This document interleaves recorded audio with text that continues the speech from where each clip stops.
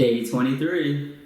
And we're so glad you could join in on one of our friendly discussions about Iron Man, the best character in the MCU. You should tell him that joke you told me a few minutes ago.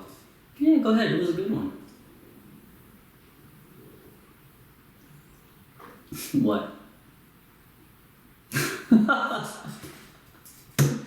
Oh man, you slay me now, Baron. Alright, so we both agree that very few, solo movies would have started the MCU like Iron Man. Let's go down the list, and I just remembered one more. I can't believe we forgot her. She should have happened a lot sooner, but it's all good. Okay, so obviously the first Iron Man, of course, iconic, legendary, the best solo movie out of all the superheroes. Ha. Captain America, the First Avenger, nah, wasn't bad, but it was average. The first Thor, it was good, but I honestly didn't really care what was happening, because Thor,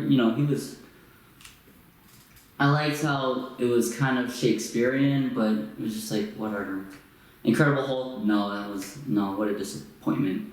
Doctor Strange, you say no, I say yes. Hold on. Ooh, excuse me. Even though I don't know much about the character, it was just, I thought it was a well done movie. The visuals were awesome. And it just, obviously Benedict Cumberbatch was, he has the charisma to keep you entertained and engaged. And I like the villain. Dormammu and like his that one guy, I forgot his name in the movie. And I always forget how to pronounce it, like the actor's name, so I'm not gonna butcher it, but he's also like a legendary, not legendary, yeah, he is an iconic actor, I think so.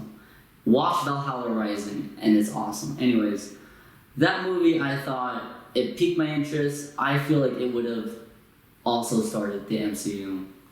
Guardians of the Galaxy, for sure, no doubt about it.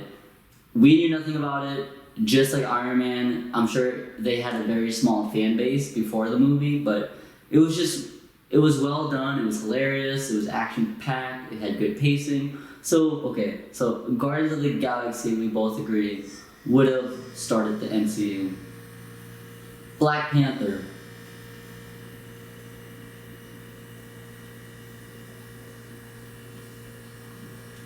Is it still racist to say that the movie was decent? Okay, I know it's a touchy subject. And it wasn't a bad movie. And Chadwick Boseman, rest in peace, right? He did a phenomenal job as T'Challa, but the movie was just, it was decent. Killmonger was cool, but it was just like, the world had nothing to do with your dad's death. I don't know. The visuals were just like, okay, like they were, not the greatest. It was a good movie for sure, but I don't think it would have started the MCU. What do you think? Okay, we both agree on that. Touchy subject. Spider-Man Homecoming, it doesn't matter what Spider-Man does. Everyone jumps for joy for that weasel. And nothing on Tom Holland, but that movie was just, that's an automatic yes, just because it's Spider-Man. Ant-Man,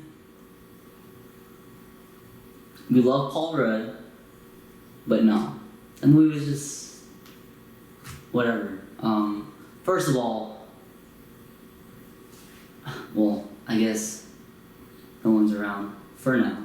But Disney, why did you fire Edgar Wright? Why did you fire Edgar Wright? We already know why you fired Edgar Wright, because even he said that they didn't want him to do his movie. They wanted him to do their movie, and that's why that movie fell flat for us. I'm sure there's a huge fan base for Ant-Man, but no, that was not. If Edgar Wright directed that movie, maybe Ant-Man had a chance to start the MCU. But how it was now, or I should say how it came out, nah. Captain Marvel, hell no, that shit was bland. Bland writing, bland directing, bland character, bland actress. Okay, yeah, fuck that movie. And then Black Widow. I mean, it's not like we just included that because that was her only solo movie. But I think if it just jumps, if it started with her, I mean, Scarlett Johansson is a delicious glass of water. But I don't know. Okay. So we will say definitely Iron Man, Guardians of the Galaxy, and Spider-Man Homecoming. We'll just say possibly Doctor Strange. Now let's break it down with the trilogy. Iron Man 1, iconic, legendary, as we said, the best solo superhero movie. I mean, just that. The beginning was awesome. You got like a glimpse of Tony Stark and his cockiness, right? His charm. And then, everything pops off and you get the flashbacks and it's like you see how conceited and full of himself he is, but you still don't hate him because Robert Downey Jr. did such a great job, a phenomenal job as Tony Stark. And I will say that movie has the best line in the entire franchise, okay?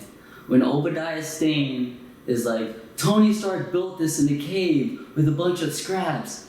And then the scientist says the best line, he's like, I love it. I'm sorry, but I'm not Tony Stark. You goddamn right he wasn't. Ain't nobody is Tony Stark except Tony Stark. That's the best line, bro. The first time I saw that movie in the theaters, I had to contain my excitement because I was like, that line that should be in the top 100 movie lines of all time, on that list on IMDb. That should be at least in the top 5, right? It's just so great. And of course, it was, it was just so fantastic that it started the entire cinematic universe. And just as a side note, we are so happy that Tom Cruise did not become Tony Stark. That rumor for a while. And he's not a bad actor as well. But Tony Stark isn't, he's at least, just saying. And I don't really want to see Tony Stark running for every movie, And anyways, Robert Downey Jr., perfect choice. And then Iron Man 2 happened. And that's when we noticed a few problems because we get people's complaints with it, but it was still a good movie. It didn't move the storyline forward a lot, but it still had baby steps. It introduced a new element that saved Tony Stark's life. You got a glimpse of his alcoholism, which we thought was fantastic. We got to see Iron Man and War Machine fight. And Whiplash, he wasn't a bad character. It was just his last, the boss fight at the end was really disappointing. When Iron Man and War Machine fight all those drones, that was badass. And we're just oh man, when Whiplash shows up, it's gonna be great. And then he shows up and the battle was for a minute. Not even a minute. And we're just what the hell? And then that's it, he dies. He kills himself.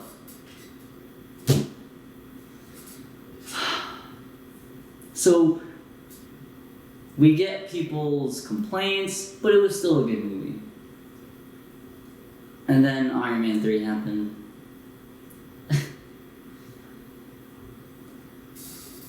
Oh, sorry, I thought I saw a spider. Complete shit. Just crap. Crap squared, crap cubed, crap to the scientific notation of infinity. Like, what happened? I forgot the writer and director of that movie, but fuck them both. And what really confused us is that people complained in the second movie that he wasn't Iron Man enough, and then in the third movie, he's barely Iron Man. Like, he's Iron Man for like a bit, but nobody seemed to call that out. And just the writing was just shit, and the whole kid sidekick. It's like Iron Man 2, we saw like Disney starting to just kind of be full of themselves, and then Iron Man 3 was like completely just Disneyfied. There you go. And you made a good point. It's not Iron Man. It's not Tony Stark. It's Iron Disney. It's Disney Stark. He's not some funny one-liner guy. You know, when he's Tony Stark, he's kind of like Bruce Wayne, but more conceited, right? Asshole. And that's why we love him. Like, he's such just a cocky son of a bitch because he knows he could back it straight up. That's why that one line is so iconic. It's like, I'm sorry, but I'm not Tony Stark. Yeah, nobody is. He's the best of the best of the best. Back to Iron Man 3. And it's just like they replaced his alcoholism with panic attacks, which was fine, but then like they made like a joke about it, and the kid, like, that's Disney. Like, oh, he need a kid sidekick. Families will love it. And you know what? It worked. Because you heard stupid ass parents say, oh, well, my kids laughed. It was a great movie. Like, oh, God, you fucking joke. Don't mention New York. Oh, it's so funny. And then the plot twist. Are you freaking kidding me? It's the fact that some people defend it, saying, oh, well, I wasn't expecting it. That doesn't make it a good twist. Just ask Shlomo Ding Dong and some of his movies, his plot twists. Some of them were stupid. And maybe they weren't expected, but it was like, that's not a good twist. That's not smart.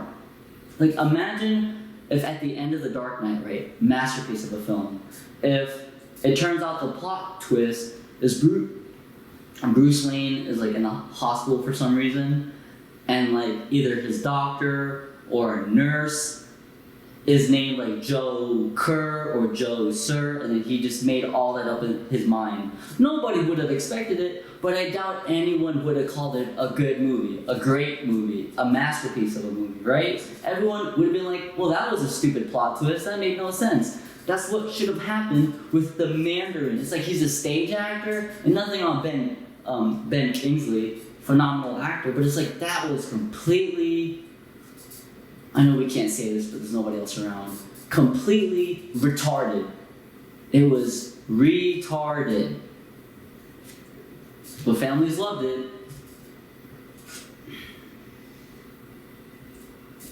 What's that sound? That was like the worst part too. Seeing that atrocity in theaters, and oh my god, freaking I am the Mandarin. It's like, oh, look at me. Just nothing on Memento, but you know, that would just. He gets left on a roof, and he wants revenge on Tony Stark. Like, what? But the worst part about that movie, we could just list a million things. They screwed up the Extremist storyline. We were so excited. We thought, oh, they're gonna take from the Extremist storyline in the comics, which was fantastic, and they're gonna adapt that into the MCU, and it's gonna be violent, you know, alcoholism, fantastic. But no, they made it kid friendly, and you know, hey, I'm the president, I'm in the Iron Patriot, but I can't operate it. Like, what? But the worst part was the audience reception. A lot of people complain about Iron Man 2, but then they loved Iron Man 3. He goes to Home Depot, and he makes an oven mitt. Like, this isn't MacGyver. This isn't MacGruber. This is Tony motherfucking Stark. That's his middle name. And he makes an oven mitt that he uses on one guy. One. And the snowball. He gets saved by a snowball. Okay? Oh my. Take another drink.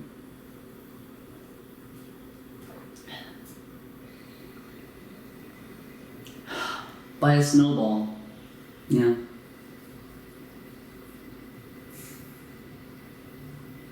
I'm convinced that the government was preventing us from seeing the actual movie. Everyone else saw the real Iron Man 3, but for some reason, the government was like, oh no, those two, no, they have to watch the bullshit version. So we'll never get to see the actual Iron Man 3 that everybody else saw.